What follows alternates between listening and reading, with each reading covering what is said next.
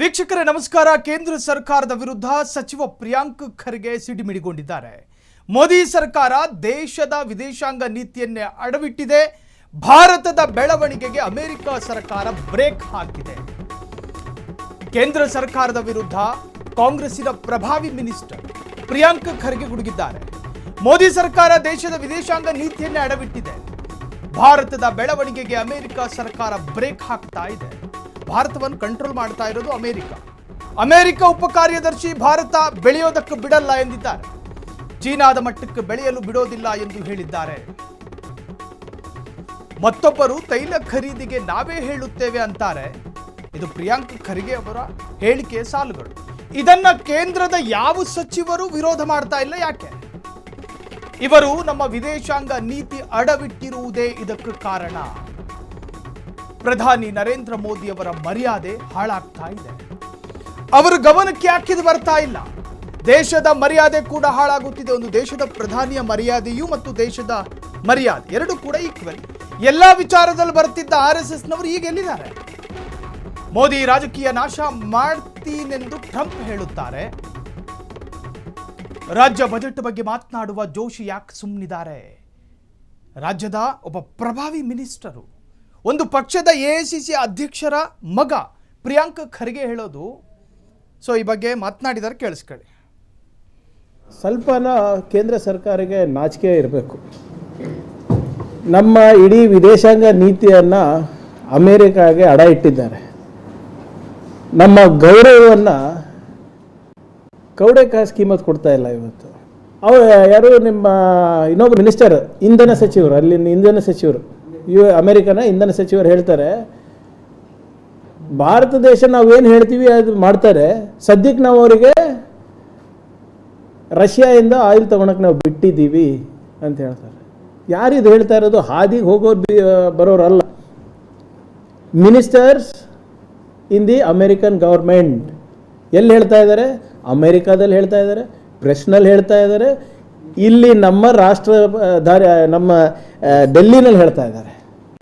ಇದಕ್ಕೆ ಒಬ್ಬ ಮಿನಿಸ್ಟರನ್ನ ಎದೆಗಾರಿಕೆ ತೋರಿಸಿ ಅವ್ರು ಯಾರು ಹೇಳಕ್ಕೆ ನಮಗೆ? ನಮ್ಮ ವಿದೇಶಾಂಗ ನೀತಿ ನಾವು ತೀರ್ಮಾನ ಮಾಡ್ತೀವಿ, ಯಾರ ಜೊತೆ ನಾವು ವ್ಯಾಪಾರ ಮಾಡಬೇಕು, ವ್ಯವಹಾರ ಮಾಡಬೇಕು, ಯಾರಿಂದ ನಾವು ಕಚ್ಚಾ ತೈಲ ತಗೋಬೇಕು, ಅದು ನಾವು ಡಿಸೈಡ್ ಮಾಡ್ತೀವಿ. ಒಬ್ಬರನ್ನ ಕೊಟ್ಟಿದ್ದಾರ? ಇಸ್ರೇಲ್ ಇವರು ನಿನ್ನೆ ನೀವು ಇದು ನೋಡಬೇಕು, ಒಂದು ಚಾನೆಲ್ನಲ್ಲಿ prime minister Modi has spread his legs for India ಅಂತ ಹೇಳ್ತಾರೆ. ಏನು ಅರ್ಥ ಅದರದ್ದು? ಹೌದು, ಯಾವುದೋ ಒಂದು ದೊಡ್ಡ ಚಾನಲ್ನಲ್ಲಿ ಒಬ್ಬರು ಕೂಡ ಮಾತಾಡ್ತಾ ಇಲ್ಲ. ಏನು ಇದೇ ರಾಹುಲ್ ಗಾಂಧಿಯವ್ರ ಬಗ್ಗೆ ಮಾತಾಡಿ, ಸಿದ್ದರಾಮಯ್ಯನವ್ರ ಬಗ್ಗೆ ಮಾತಾಡಿ, ಸೋನಿಯಾ ಗಾಂಧಿಯವ್ರ ಬಗ್ಗೆ ಮಾತಾಡಿ, ಖರ್ಗೆ ಅವ್ರ ಬಗ್ಗೆ ಮಾತಾಡಿ, ಕಾಂಗ್ರೆಸ್ ಬಗ್ಗೆ ಮಾತಾಡಿ ಅಂತ ಹೇಳಿದ್ರೆ ಸಾಲ್ಗಟ್ಟಲೆ ಮಾತಾಡ್ತಾರೆ. ಮೂರು ದಿನ ಪಾರ್ಲಿಮೆಂಟ್ನಲ್ಲಿ ನೆಹರು ಅವ್ರ ಬಗ್ಗೆ ಚರ್ಚೆಗೆ ರೆಡಿ ಇದ್ದಾರೆ. ಒಂದೇ ಮಾತೊಂಬ ಬಗ್ಗೆ ಮಾತಾಡೋಕ್ಕೆ ರೆಡಿ ಇರ್ತಾರೆ. ಇದ್ರ ಬಗ್ಗೆ ಯಾಕೆ ಮಾತಾಡೋಕ್ಕೆ ರೆಡಿ ಇಲ್ಲಪ್ಪ? ನಿಮ್ಮ ದಿನ ಎದ್ದು ಪಾರ್ಲಿಮೆಂಟ್ನಲ್ಲಿ ಮೋದಿ ಮೋದಿ ಮೋದಿ ಅಂತ ಕೂಗಾಡ್ತಿರಲ್ಲ. ನೇರವಾಗಿ ಮೋದಿ ಅವ್ರ ಮರ್ಯಾದೆನೇ ಹರಾಜಾಗ್ತಾ ಇದೆ, ದೇಶದ ಮರ್ಯಾದೆ ಹರಾಜಾಗ್ತಾ ಇದೆ. ಎಲ್ಲೋಯ್ತಪ್ಪ ನಿಮ್ಮ ದೇಶಭಕ್ತಿ? ಎಲ್ಲಿದ್ದಾರೆ ಅವರು? RSSನವರೆಲ್ಲ ದಿನ ಎದ್ದು ನಾವೇ ದೇಶಭಕ್ತರಂತ ಎಲ್ಲರಿಗೂ ಹೇಳ್ಕೊಂಡು ಮಾಡ್ತಾರೆ, ಎಲ್ಲರಿಗೂ ದೇಶಭಕ್ತಿ ಸರ್ಟಿಫಿಕೇಟ್ ಕೊಡ್ತಾರಲ್ಲ, ಎಲ್ಲೋಯ್ತು? ಈ ಪ್ರಶ್ನೆಯನ್ನು ದಯವಿಟ್ಟು ವಿರೋಧ ಪಕ್ಷದವ್ರಿಗೆ ಕೇಳೋದು ಬಿಟ್ಟು ಆಡಳಿತದಲ್ಲಿರೋಂಥ ಕೇಂದ್ರ ಸರ್ಕಾರದ ನಾಯಕರು, ಯಾರು ನಮ್ಮ ರಾಜ್ಯದಿರ್ಬೋದು, ರಾಷ್ಟ್ರದಿರ್ಬೋದು, ಜೋಶಿ ಅವರಿಗೆ ನಮ್ಮ ಬಜೆಟ್ ಬಗ್ಗೆ ಕಮೆಂಟ್ ಮಾಡೋ ಪುರ್ಸೊತ್ತಿದೆ, ಸಿದ್ದರಾಮಯ್ಯವ್ರ ಬಗ್ಗೆ ಮಾತನಾಡೋ ಪುರ್ಸೊತ್ತಿದೆ, ನನ್ನ ಬಗ್ಗೆ ಮಾತಾಡೋ ಪುರ್ಸೊತ್ತಿದೆ. ಆದರೆ ದೇಶದ ಮರ್ಯಾದೆ ಹೋಗ್ತಾ ಇದ್ದಾಗ ಒಬ್ಬರು ಕೂಡ ಚಕಾರ ಎತ್ತಾ ಇಲ್ಲಲ್ಲ. ಅಂಥದ್ದು ಏನಿದೆ ಇವ್ರ ಬಳಿ? ನೋಡಿ,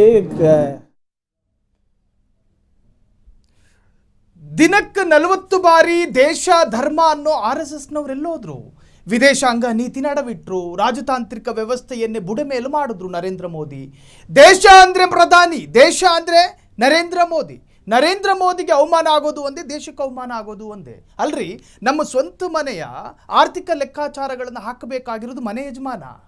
ಹೆಂಡತಿ ಯಾವ ಬೆಡ್ರೂಮಲ್ಲಿ ಮಲಗಬೇಕು, ತಂದೆ ತಾಯಿ ಯಾವ ಬೆಡ್ರೂಮಲ್ಲಿ ಮಲಗಬೇಕು, ಈ ತರಹದ ಸಾಮಾಜಿಕ ಲೆಕ್ಕಾಚಾರವು ಮನೆ ಯಜಮಾನ ಮಾಡಬೇಕು. ವಿದೇಶದ ಅಮೆರಿಕದ ಟ್ರಂಪ್ ಭಾರತವನ್ನು ಯಾಕೆ ಕಂಟ್ರೋಲ್ ಮಾಡಬೇಕು? ಪ್ರಿಯಾಂಕ್ ಖರ್ಗೆಯ ಗುಡುಗು. ಕ್ಷಣ ಕ್ಷಣದ ಸುದ್ದಿಗಳಿಗಾಗಿ ಫ್ರೀಡಂ ಟಿವಿ ಸಬ್ಸ್ಕ್ರೈಬ್ ಮಾಡಿ, ಲೈಕ್ ಮಾಡಿ ಹಾಗೂ ಫಾಲೋ ಮಾಡಿ. ಹೊಸ ಸುದ್ದಿಗಳ ನೋಟಿಫಿಕೇಶನ್ಗಾಗಿ ಬೆಲ್ ಐಕಾನ್ ಮೇಲೆ ಕ್ಲಿಕ್ ಮಾಡಿ.